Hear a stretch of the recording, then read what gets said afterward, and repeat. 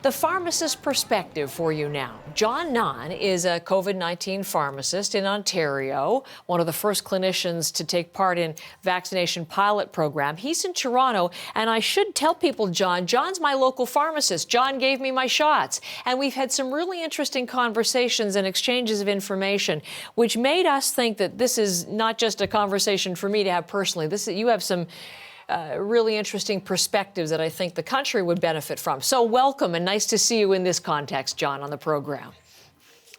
Thank you, and good morning. Thanks for having me. Well, thank you for coming here, Jon. And what is the best word, Jon, to describe the daily situation in the pharmacy right now? I think it's urgency.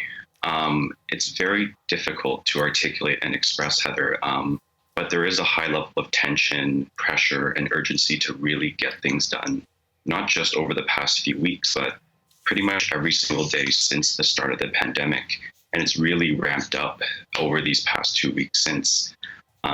Things have changed very quickly. Eligibility has changed, and there's a lot of mixed messaging about vaccinations and testing availability. And of course, timing could not have been worse right before the holidays. So a lot of factors coming into play. You could have picked any of those words as is illustrative of what you're dealing with. Chaotic, it sounds. Let's talk about some of these individually. Ontario yesterday, Jon, expanding that eligibility to 18 plus for the third shot. What happened in the pharmacy?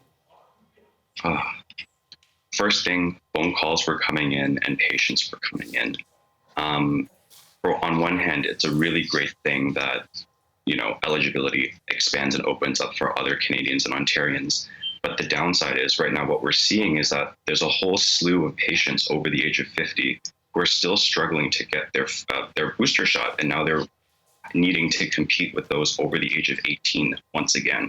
It really does feel like a sort of repeat happened spring and summer when those who got AstraZeneca as their shots were competing with those who were trying to look for an mRNA vaccine as their first and second shots again.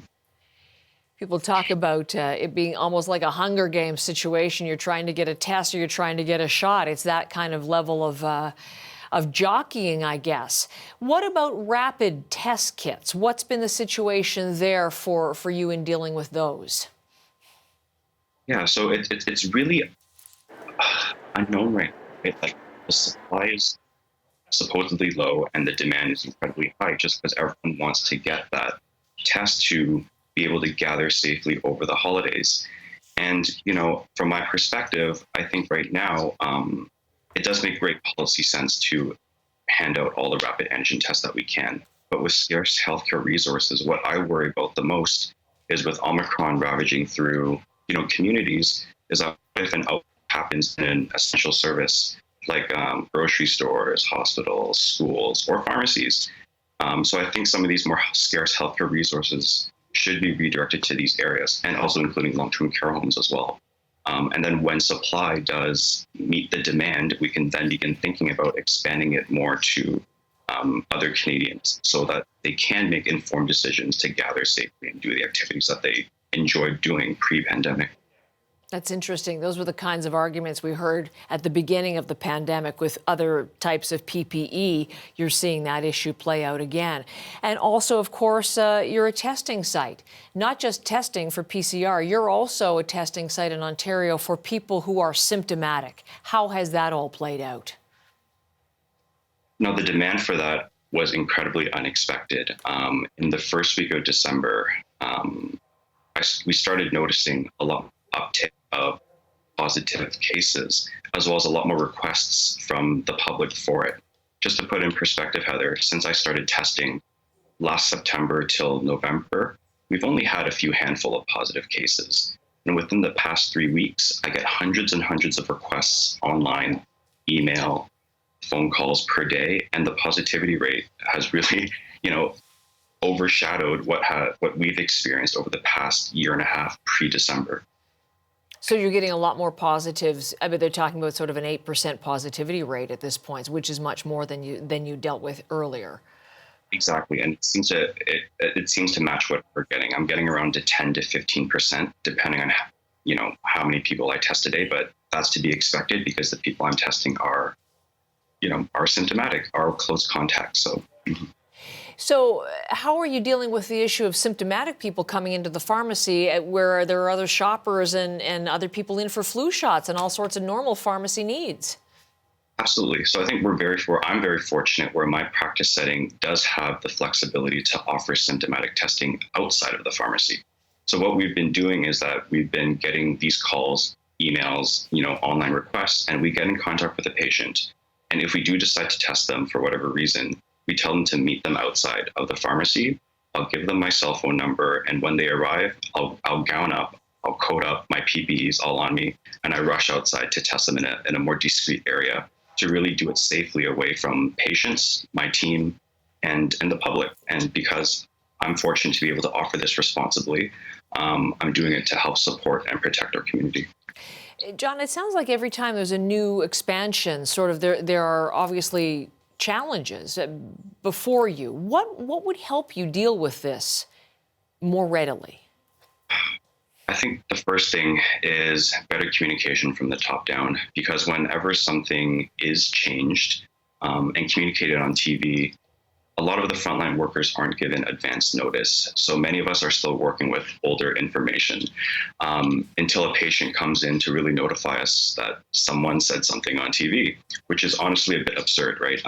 We really need some time to adjust for human resources, supply, and really figure out a way to communicate those changes to patients.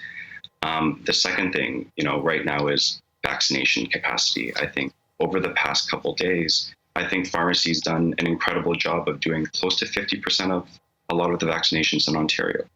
And right now that's unsustainable, and patients are waiting a long time, and there's an urgent need for it. So I hope that there is some way to really ramp up the public health mass vaccination sites to really adjust for this, because they are the workhorse of the Ontario vaccination response.